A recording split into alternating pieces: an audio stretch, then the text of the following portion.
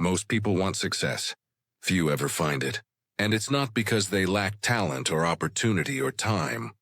It's because they never learn how to think. If the mind holds the power to shape every outcome, every reaction, every destiny, why do so few ever master it? The answer lies not in lack of intelligence, but in the architecture of the human mind itself. For thousands of years, the mind's single command was survival, not peace, not wisdom, not greatness, survival. It was built to protect, not to evolve, to run from danger, not to explore the unknown, to cling to comfort, not to embrace challenge. And though the world has changed, that ancient programming still lives in us. We call it by modern names: comfort zone, status quo, fear of failure. But the ancients saw it clearly long before psychology gave it labels. The Buddha called it tanha, craving and clinging, the restless grasping of the mind that wants what it wants and fears what it doesn't control. He said this grasping is the root of all suffering, and he was right. For when you crave, you are chained. When you cling, you are blind. And when you resist the changing flow of life, you break against it. Laozi, the old master of the Tao, taught the same law in another form. He said, "Those who are rigid are the disciples of death. Those who are soft and yielding are the disciples of life." The flexible mind, the one that bends, flows, and adapts, is the mind that survives the storm. But most people harden themselves against life. They resist what is and suffer for it. They cling to fixed beliefs, fixed stories, fixed selves, and when life demands transformation, they cannot move. The Stoics, too, saw this tragedy. Marcus Aurelius wrote, "You have power over your mind, not outside events. Realize this and you will find strength." Yet how many truly believe this? Most people wake up each day enslaved to what others say, what others think, what fortune grants or denies. They fight to control the storm instead of mastering the sail. They demand the world to obey them instead of learning to command themselves. Epictetus said it simply, "We suffer not from the things themselves, but from the views we take of them." But the average person never questions their own view.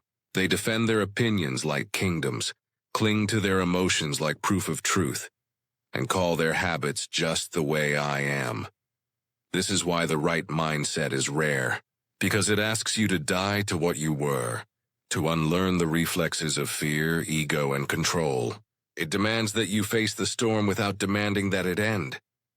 It asks you to stop blaming life and begin shaping the only realm that is truly yours, the inner one. To walk this path is to go against both nature and society. Biology tells you to seek comfort. Culture tells you to seek validation. But wisdom whispers seek neither. Seek truth.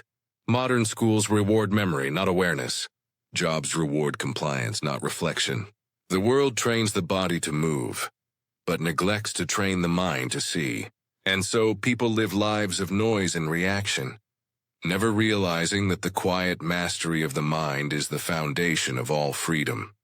The Stoics practiced this mastery through discipline, the daily rehearsal of reason over impulse. Every morning they prepared for insult, hardship, and loss, not to invite suffering, but to remain unshaken when it arrived. They knew that control begins not with the world, but with the inner response to it. The Buddhists practiced it through awareness, through watching thoughts as clouds that pass, emotions as waves that rise and fall, attachments as illusions that dissolve when seen clearly. They knew that clarity ends suffering, and the Taoists practiced it through surrender, through moving with the current of life, not against it. They knew that wisdom is not in resistance, but in alignment.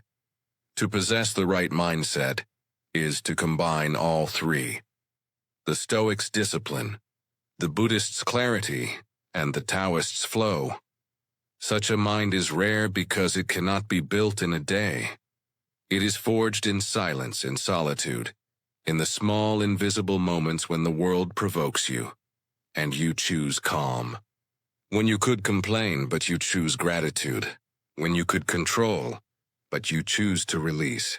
When you could despair, but you choose to persist. Every act of awareness sharpens the blade.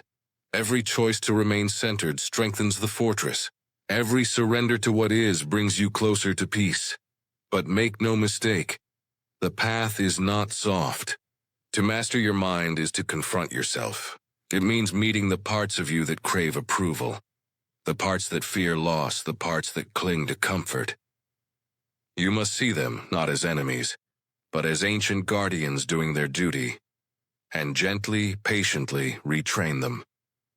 Seneca once said, "No man is more unhappy than he who never faces adversity, for he is not permitted to prove himself." The right mindset is rare because it is born through trials. You cannot read it into existence. You must live it, through frustration, uncertainty, rejection, and loss. Each experience is the forge, each challenge a hammer, and from that fire a tranquil strength emerges. The kind that cannot be taught, only earned. The Buddha said, "As a solid rock is not shaken by the wind, so the wise are not shaken by praise or blame." Imagine that. A mind untouched by noise, free from both flattery and criticism, centered only on truth and virtue. That is the rarest state a human can reach. Not wealth, not fame, but equanimity. The Stoics called it ataraxia. The Buddhists called it nirvana. The Taoists called it wu-wei, effortless alignment. Different words for the same summit, the mind at peace with itself. So if you wish to walk this path, begin small. Question your thoughts. Observe your reactions. Let discomfort be your teacher. Let uncertainty be your training ground. And remember, the goal is not to control life, but to align with it. For when your mind is right, the storms no longer rule you. They pass through you, and in their wake you find something immovable, something sacred, something rare. The stillness of a mind finally at peace with reality.